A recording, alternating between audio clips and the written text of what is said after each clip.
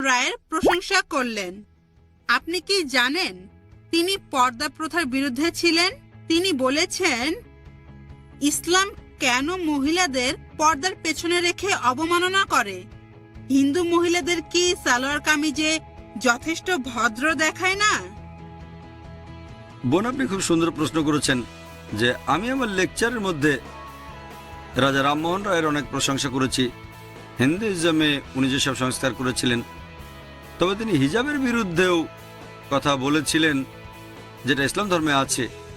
আমি এ ব্যাপারে জানি কিনা, আর ইসলাম কেন মহিলাদের পর্দার আড়ালে রেখে তাদের অসম্মান দেখায়, আর হিন্দু কোনো মহিলা পর্দা না করে সালোয়ার কামিজ পরলে সে কি মার্জিত হবে কিনা। বোন, আপনাকে বুঝতে হবে, যদি আমি কোনো লোকের একটা বিষয়ে প্রশংসা করি, তার মানে এই না যে আমি তার সব কথা মেনে নিলাম। যেমন ধরেন, 4 বছর আগে ইন্ডিয়ার স্বরাষ্ট্রমন্ত্রী মিস্টার এল.কে. আদভানি আইনের ব্যাপারে সুপারিশ করেছিলেন ধর্ষণকারীর হওয়া উচিত মৃত্যুদণ্ড। তখন আমি প্রশংসা করেছি যে উনি ইসলামী মতবাদের সাথে একমত হয়েছেন যে ধর্ষণকারীর মৃত্যুদণ্ড হওয়া উচিত। তবে যখন আমি এল.কে. আদভানির প্রশংসা করছি, তার মানে এই না যে তার সব কথাই মেনে নিচ্ছি। তবে ওনার এই কথার সাথে আমি একমত যে ধর্ষণকারীর মৃত্যুদণ্ড হওয়া উচিত। ইসলামে একই কথা বলছে। একইভাবে রাজা রামমোহন রায়, আমি তার প্রশংসা করি, তিনি একজন মহান সংস্কারক, তাকে শ্রদ্ধা করি। তবে এটাও জানি তিনি হিজাবের বিরুদ্ধে ছিলেন, ইসলাম ধর্মের যে নিয়মটা আছে। এখন আপনারা দেখবেন যে শালীনতা বা মার্জিত বলতে যেটা বোঝায় সেটা এক এক জায়গায় তাকায়। কোনো মেয়ের দিকে তাকায়, সেটাকে বলা হয় অভদ্রতা। কোনো মহিলার দিকে তাকালে সেটা হবে অভদ্রতা। ইন্ডিয়াতে কোনো মহিলাকে যদি স্পর্শ না করেন, সেটাই ভদ্রতা। সেজন্য যখন পুরুষ মহিলা একে অন্যকে অভিবাদন জানায়, তারা হাত জোড় করে, কেউ কাউকে স্পর্শ করে না। যদি কোনো মহিলাকে স্পর্শ না করেন, তাহলে আপনি ভদ্র। বেশ কিছু পশ্চিমা দেশে হ্যান্ডশেক করাটা হচ্ছে ভদ্রতা। একজন পুরুষ কোনো মহিলার সাথে হ্যান্ডশেক করলে সেটা ভদ্রতা। যদি হ্যান্ডশেক না করেন, তাহলে ধরে নেওয়া হবে আপনি বন্ধুভাবাপন্ন নন। আরও কিছু পশ্চিমা দেশে মহিলাদের চুমু দেওয়াটা ভদ্রতা। যদি চুমু না দেন, সেটা অভদ্রতা, তাহলে সেটা হচ্ছে ভদ্রতা। এক এক জায়গায় মানুষের ভদ্রতার লেভেলটা এক এক রকম হয়ে থাকে। যেমন ধরেন, আমেরিকায় কোনো মহিলা যদি পরে মিনিস্কার্ট অথবা শর্টস, সেটাকে বলা হবে ভদ্রতা। কিন্তু একই মহিলা যদি ইন্ডিয়ায় এসে মিনিস্কার্ট আর শর্টস পরে, আমরা তাকে বলবো অভদ্র। একবার আমেরিকা লেকচার দিচ্ছি, একজন আমেরিকান আমাকে বলল, ভাই জাকির, আপনাদের ইন্ডিয়ার মহিলারা খুবই অভদ্র। অবাক হলাম, আমি একমত হলাম না। সে বলল, অবশ্যই, ইন্ডিয়ান মহিলারা যখন শাড়ি পরে তাদের পেট দেখা যায়। আমেরিকানদের দৃষ্টিভঙ্গিতে মহিলাদের পেট দেখানো অভদ্রতা। তাহলে পরিবেশ পরিস্থিতির উপর নির্ভর করে ভদ্রতা লেভেলটা বদলে যায়।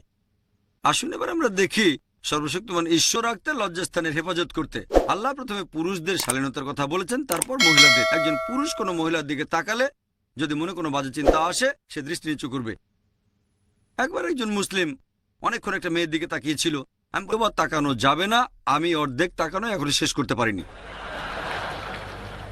নবীজি যখন বলেছেন প্রথমবার তাকানো যাবে, দ্বিতীয়বার তাকানো যাবে না, তিনি আসলে বুঝিয়েছেন যদি অনিচ্ছাকৃতভাবে কোনো মেয়ের দিকে তাকান, তারপর ইচ্ছাকৃতভাবে তার সৌন্দর্যটা উপভোগ করবেন না। এমন না যে 10 মিনিট এক দৃষ্টিতে তাকিয়ে বলবেন প্রথম দেখাটা এখনো শেষ করিনি।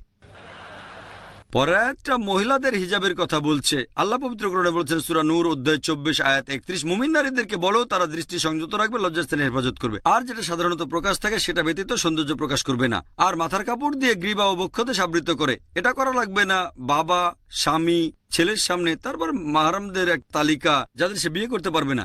হিজাব পালনের শর্তগুলো কোরআন এবং সহিহ, নাভি থেকে হাঁটু নিচ পর্যন্ত। মহিলাদের সারা শরীর ঢাকা থাকবে, শুধু যে অংশটা দেখানো যেতে পারে, মুখ আর কবজি পর্যন্ত হাত। বাকি 5টা শর্ত পুরুষ মহিলাদের জন্য একই। দ্বিতীয় শর্ত হচ্ছে যে পোশাকটা পরবে সেটা স্বচ্ছ হবে না, যেন ভেতর থেকে দেখা না যায়। তৃতীয় শর্ত, পোশাকটা এমন আটোসাটো হবে না যেন কাঠামো বোঝা যায় শরীরের। চতুর্থ, পোশাকটা খুব আকর্ষণীয় হবে না যাতে বিপরীত লিঙ্গ আকৃষ্ট হয়। পঞ্চম, সেটা বিপরীত লিঙ্গের পোশাকের মতো হবে না। আর ষষ্ঠ, পোশাকের মধ্যে অবিশ্বাসীদের কোনো চিহ্ন থাকবে না। হিজাবের কারণ বলা হয়েছে সূরা আহজাব অধ্যায় 33 আয়াত 59। সেখানে আল্লাহ বলেছেন যে, হে নবী, তোমার স্ত্রীগণকে বলো, তোমার কন্যাদের ও মুমিন নারীদেরকে বলো, যখন বাড়ির বাইরে যাবে তারা যেন চাদর পরে, এতে করে তাদের চেনা যাবে, ফলে তাদেরকে উত্ত্যক্ত করা হবে না। মনে করেন দুজন যমজ বোন, তারা খুবই সুন্দরী, দুজন একই রকম সুন্দর। ধরেন তারা বোম্বের রাস্তায় হেঁটে বেড়াচ্ছে, মনে করেন পেডার রোডে। যমজ বোনদের একজন পরেছে পশ্চিমা পোশাক, মিনিস্কার্ট আর শর্টস, আর অন্য বোন পরেছে ইসলামিক হিজাব, পুরো শরীর ঢাকা, শুধু মুখমণ্ডল আর হাতের কবজি পর্যন্ত খোলা। মনে করেন তারা পেডার রোডে হেঁটে বেড়াচ্ছে, আর রাস্তায় কোনো একজন মাস্তান একটা বখাটে শিকারের অপেক্ষায় আছে, মেয়েদের উত্ত্যক্ত করবে। আমি আপনাদের প্রশ্ন করি, কোন মেয়েটাকে উত্ত্যক্ত করা হবে? মিনিস্কার্ট আর শর্টস পরা মেয়েটাকে উত্ত্যক্ত করবে, নাকি সেই মেয়েটাকে উত্ত্যক্ত করবে যে ইসলামিক হিজাব পরেছে? উত্ত্যক্ত করবে সেই মেয়েটাকে যে পশ্চিমা পোশাক পরে আছে। আসুন এবারে দেখি হিন্দু ধর্মগ্রন্থ বলা হয়েছে যে ব্রহ্মা যখন তোমাকে মেয়ে বানিয়েছেন, ব্রহ্মা যখন তোমাকে নারী বানিয়েছেন, তোমরা দৃষ্টি নিচু করবে আর চোখ তুলবে না, দুই পা একসাথে রাখবে।